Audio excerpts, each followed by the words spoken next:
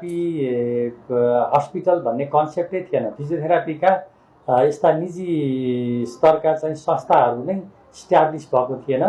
त्यो बेलामा मैले यसको सुरुवात गरेको हुँ। 2061 सालमा चाहिँ सहारा केयर होमको नामबाट फिजियोथेरापी र अनि अशक्त अथवा वृद्धावस्थाका व्यक्तिहरूको केयर गर्ने उद्देश्यबाट यो सुरुवात गरिएको हो।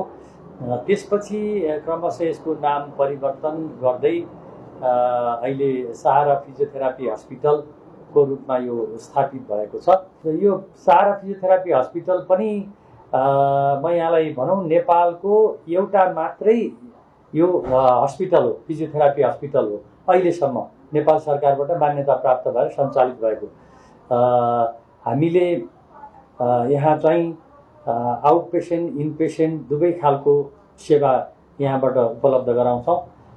यसमा यो भवनमा 25 शय्या क्षमता छ। त्यतिसम्म बिमारीहरू यहाँ बस्न उपचार गर्न सक्नुहुन्छ र आउट पेसेन्ट चाहिँ हामी दिनमा 100 जना जतिको उपचार गर्ने क्षमता